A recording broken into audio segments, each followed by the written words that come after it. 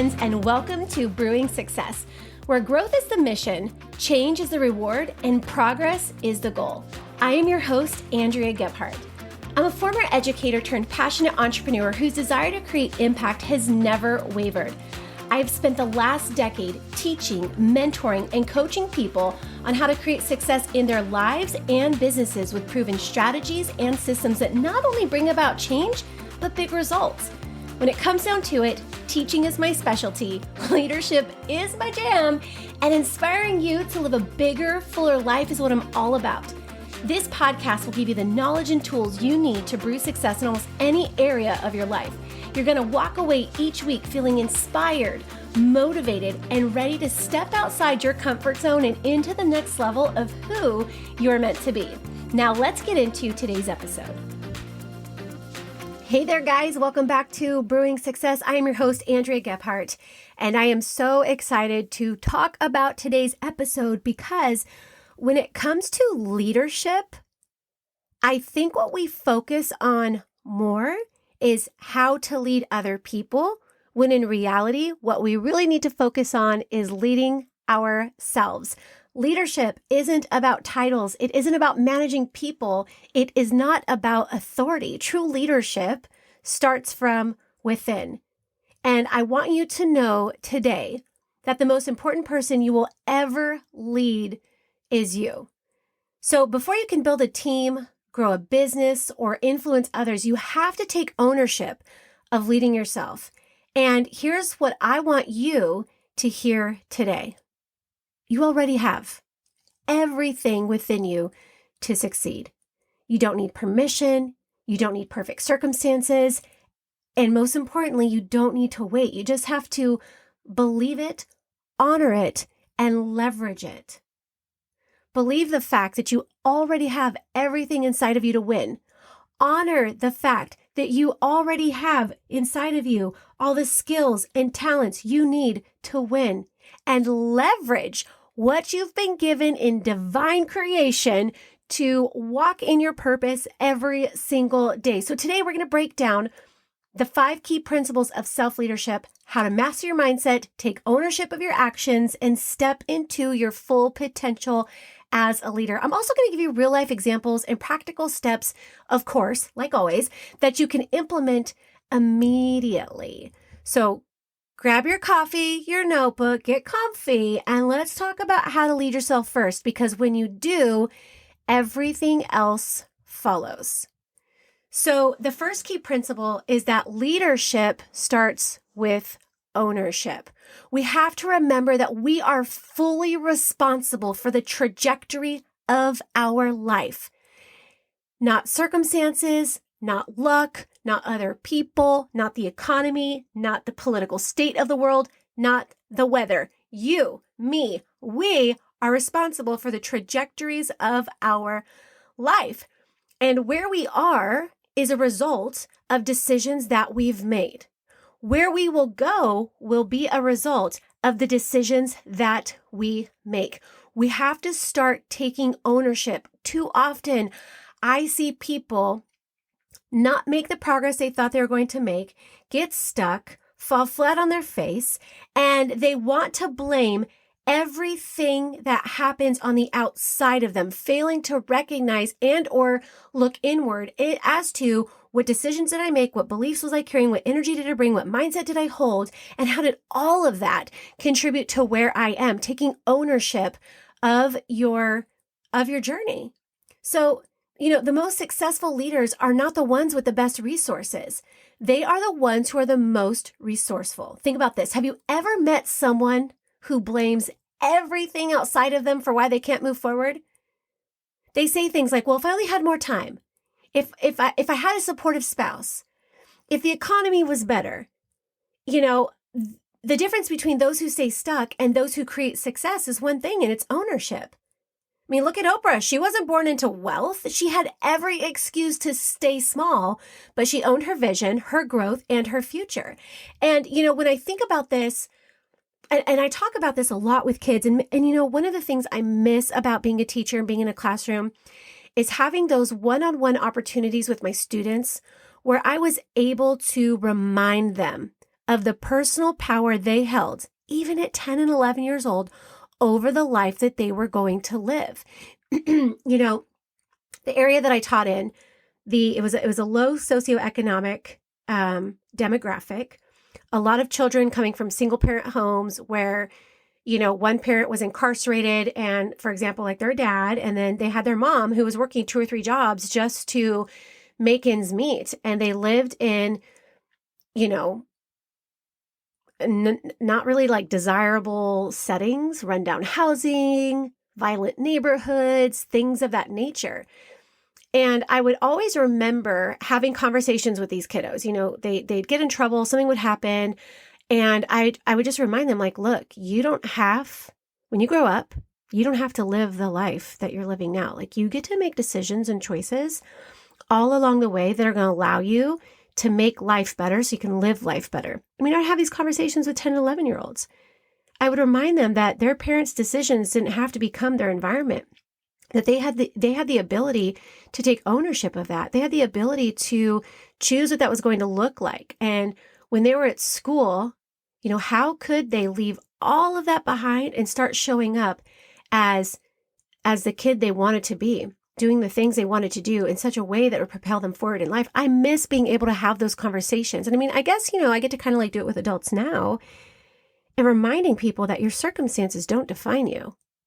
The political state of the world doesn't have as much impact over your success as you want to give it.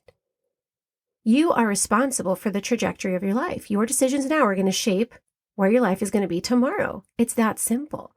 And I think back to my own childhood, you know, a kid who grew up the way that I did in the environment with some of the harsh challenges and adversities and experiences, they don't make it out. They don't go to college. They don't become entrepreneurs. They don't have healthy families. Those things don't happen. And it was just deciding at a very young age, and I've shared this story before. I mean, I remember being 9 years old and telling myself, I will not live like this when I'm a grown-up. I will not live like this when I'm a grown-up. Making that decision and understanding at a very young age that I was very much in charge of the direction that my life was going to go. But something happens. We become adults, and it's so much easier to blame the things around us for why we aren't where we think we should be or why we're struggling. You know, the struggle bus will take anybody on a seat. You're the one who chooses when to get off. Some people choose to sit on the struggle bus. Some people want VIP seats on the struggle bus. A lot of people try to invite other people to come and sit with them on the struggle bus. But not you, not me. We're showing up different. We're doing things different. And we're going to really start to grab onto this idea and this notion that leadership, really what it starts with is ownership. So I want you to take a look at your current situation. Like we're in life and in business. Where are you waiting in your life instead of leading? Where are you waiting in your business instead of leading? Are you waiting for people to reach out to you and ask about your product or your service or your business? Or are you taking the initiative and having conversations? Are you waiting for someone to come along and do something for you? Or are you leading and getting it done yourself? We have to take a look at where in our life we're waiting instead of leading and change that. So what is one action you can take today to move forward? You know, after this episode today, there's no more excuses. It's on you, boo. It's on you. Whether you're winning or you're not, it's on you. Whether you took the right steps today or you didn't, it's on you. Whether you ate healthy and went to the gym or not, it's on you. You not making progress in your goals is a result of your choices. You know, it's interesting, again, because I have these conversations with people and they're always just, you know, feeling so frustrated. Every year I set this resolution to lose 10 pounds. Every year I set this resolution, or I want to save money or pay off debt and do this. And year after year after year, they find themselves in the same position. Why? Because they don't take ownership of where they are, where they're going, and why they're there. It's nobody else's fault but your own.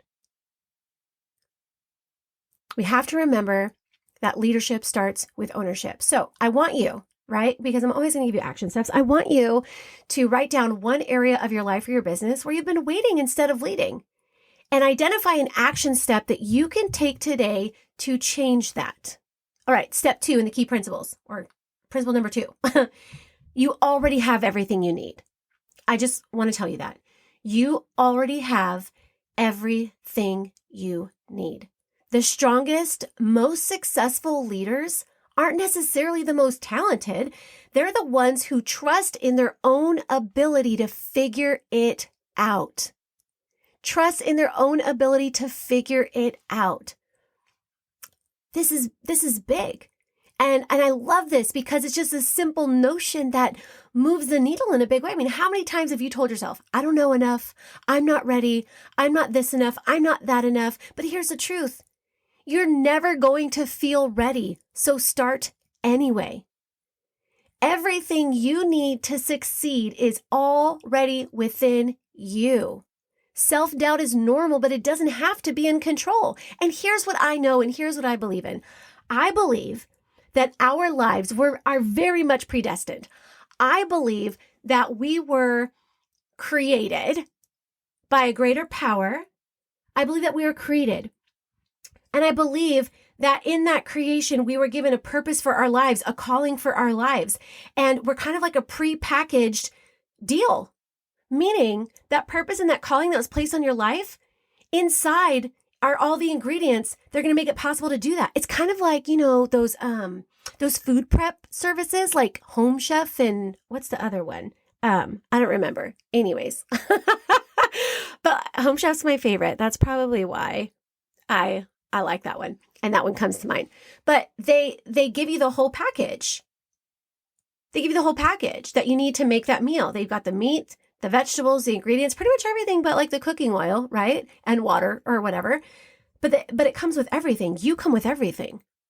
Now, of course, that meal doesn't make itself, just like you aren't going to just fall into your purpose and just naturally uncover it. You're going to have to prep, right? Just like you have to prep the vegetables and cook the meat and prepare all of that together, you are going to have to do the work. You are going to have to get in the kitchen, so to speak, of life and put it all together. And that's part of why you're here, because you feel that nudge, you feel that pulling, you feel that yearning to connect with yourself in that way and learn the things that you need to learn to be able to do that.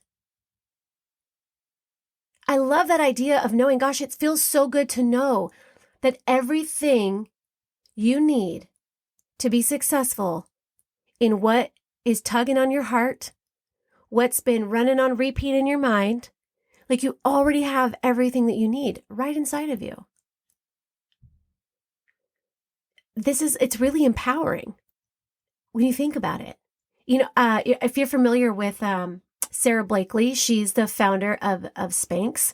I actually did a leadership presentation on her last year and just kind of her grit and her resilience and her persistence and in her pursuit of what she was so excited about. So Sara Blakely, the founder of Spanx, she had zero experience in fashion, in manufacturing, in business, zero experience. She just had an idea. She had an idea and the belief that she could figure it out. And guess what? She did. She built a multi-billion-dollar brand. And all she wanted to do was create shapewear that wasn't pantyhose. Like, how can we help women feel, women wear pantyhose to kind of like hold in bits and pieces, but pantyhose are ugly and you can't wear them with open-toed shoes and they make your legs look weird and all the other things. So how can we make something like pantyhose, but doesn't show like pantyhose, kind of like secretive shapewear. And that's kind of where the idea of Spanx began. And, she had no experience, but she trusted in her ability to figure out as she went. How many times in your life have you had an idea, wanted to do something? All you sourdough girlies out there, all the sourdough girlies, the case in point, you saw someone making sourdough, or you went to the grocery store and you're like, holy cow, sourdough is crazy expensive. So then you were like, I want to make sourdough. And suddenly you have this desire to make sourdough for your family as a way to like feed and nourish your family. So do you have experience in bread making? Have you ever done it before? Nope. Do you have any idea what those terms are, the tools are that they're using? Pokers and scratchers and cutters and flippers and folders and all the things. But you figured it out. You figured it out over time. You trusted in your ability to figure out sourdough bread. Now you're the sourdough queen. You're not just a girly, you're a queen. And now you're the example for other people. So we have to trust and we have to know that we already have everything inside of us to succeed. So instead of focusing on what you lack, I want you to really start focusing on what you already have. And this is so important because when we focus on what we lack, we do not have the ability to appreciate what we have, and what we don't appreciate over time starts to depreciate. And this is big. This is kind of like where gratitude comes into play. This is where honoring and being grateful for what we already have and the things that are already there. And you know what? You may not be a great speaker like so-and-so. That's not your calling. That's not your gifting. You may not be a great writer like so-and-so. You may not be great at creating content over here like this person. But what are you good at? What are your strengths? I want you to write down 5 strengths you already possess and start using them intentionally every day.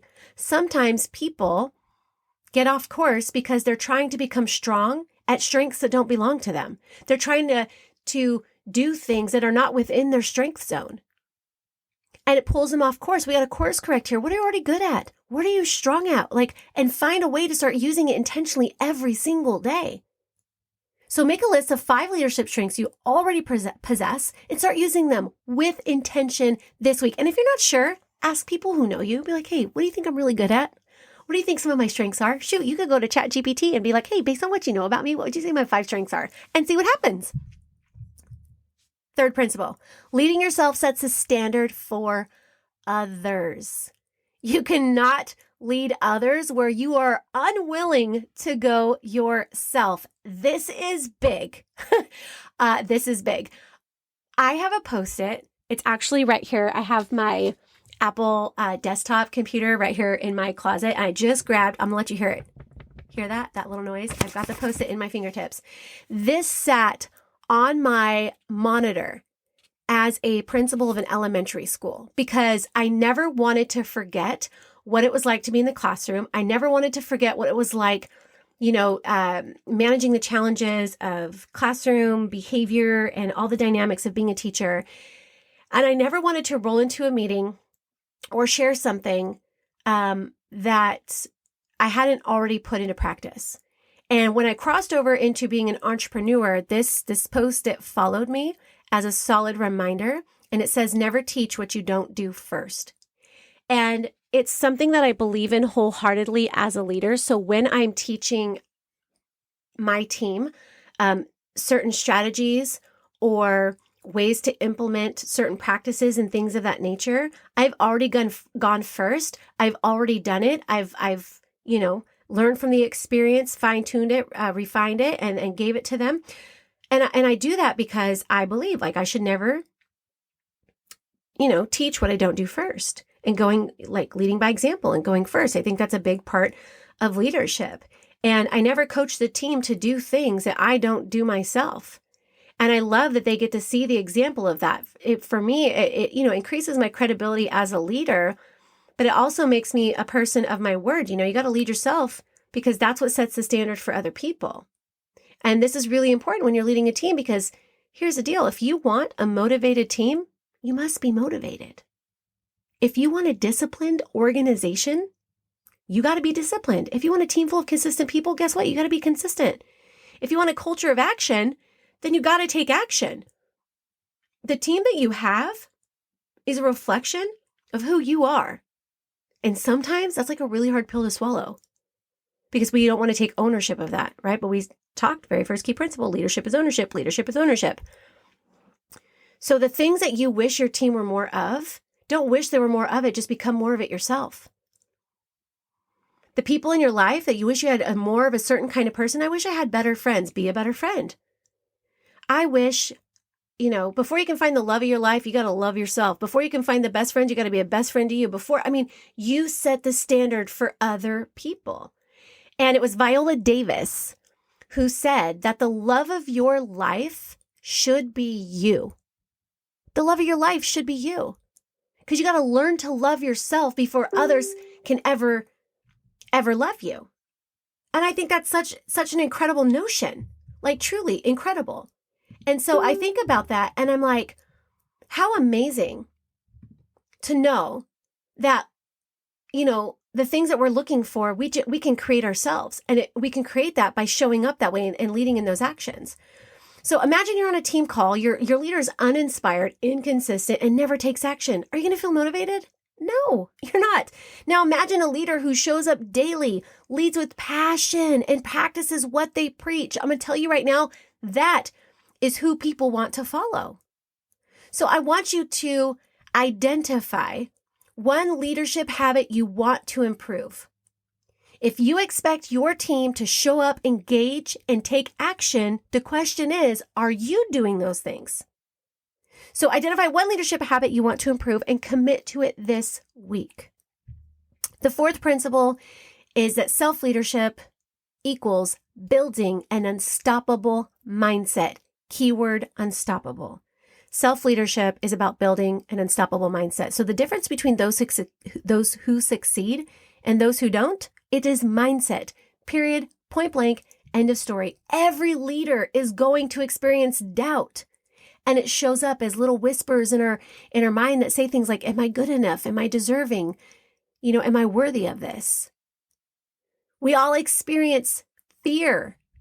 And it sounds like questions that we ask ourselves, like, what if I fail? What if this doesn't work out? What if it doesn't go as well? What if? The what ifs, fear. We all experience comparison. We can't help it but look around. You know what social media is? It's a comparison tank. It's exposure to tons of different people from all over the world, and you get little glimpses into the lives they lead and the things they do, and we cannot help but compare ourselves to where other people are. Comparison is a thief of joy. Comparison is a thief of productivity. Comparison is a robber. It robs you of that energy and that motivation that you have, because what comparison does is it feeds doubt and fear. It really does. But we all experience this. The key is that successful leaders don't let these things control them. We understand what doubt is and the role that it plays. Yep, I'm probably going to doubt myself, normal, but I'm going to move right along. I'm not going to get stuck in that downward spiral of doubt. It's normal to, what if I fail? Cool. If I fail, you know what that means? That means I'm trying. That means I'm learning. That means I'm growing. And we never get stuck in that comparison trap. Instead of comparing, we celebrate. We see somebody out there with a beautiful porch all decked out for the holidays, like, good for you, sister, way to go. I see somebody who's losing weight and wearing a bikini and rocking it. You look hot, mom, way to go. I'm not going to compare myself. I'm just going to celebrate. So can we change out? Can we make the swap here, the success swap? Ooh, I should do a whole episode on success swaps. Let's swap comparison for celebration and watch how your life starts to change when you put that into motion. There's a lot of people out there who, their ideas have been told countless times, like, you're crazy for thinking of that and this and that and the other. I mean, kind of a little hesitant to even say who the example is that I had prepared for this, but whatever, I'll just go for it. Elon Musk, maybe not everybody's favorite, but he's kind of brilliant. Okay. So he's been told countless times that his ideas were crazy. He doesn't let that stop him. He continues to build and take risks and push forward, even when people doubt him. So I want you to protect your mindset. What you consume is what fuels your belief. Let's be a lot better about what we're consuming, and not just the food we're consuming, but the things we're reading, looking at, and listening to. Surround yourself with growth-minded people. Create a personal leadership mantra that you can repeat every single day, a leadership mantra. In fact, I really want you to do this part, your action step here. I want you to write down a leadership mantra, something that affirms your strength, ability, and vision. For example, I am a capable, driven leader. I show up for myself and others with confidence and impact. What mantra can you write about yourself that you repeat every single day as you step into your role as a leader? I mean, you can have a mantra as a leadership mantra. You can have a mom mantra. You can have, a teaching mantra. Whatever it is that you do, you can create that mantra that works towards building that unstoppable mindset, because every time you say it, every time you read it, we know what the brain does, right? It believes it. And when it believes that, it forms beliefs around that, which influences your actions, the things that you say, the things that you do, and ultimately the results that you get. The fifth key principle here is that the leaders who win are the leaders who move. Leadership is action, not position. I say this all the time. Leadership isn't about promotion and being in a certain position and having a certain number of people in your team. No. Leadership is action. You don't become a leader by knowing. You become a leader by doing. Overthinking, waiting, and seeking perfection are only going to keep you stuck. Success belongs to those who take messy, imperfect action. And I was just having a conversation with a friend of mine who's starting a brand. She's launching a brand. It's a really incredible brand. I can't say what it is yet, but she's launching a really incredible brand with a really strong movement behind it. And we were talking the other day, and she was like, I was like, well, when are you going to do this? And when are you going to do that? And she goes, well, I have to have this and this and this and this and this and this in place first. And I said, no, you don't. You got to take messy, imperfect action. You got to let people know that you're creating this. You got to put it all out there before you have it ready. It's never going to be as ready as you want it to be. You just have to start taking action now because it doesn't exist until you give it life.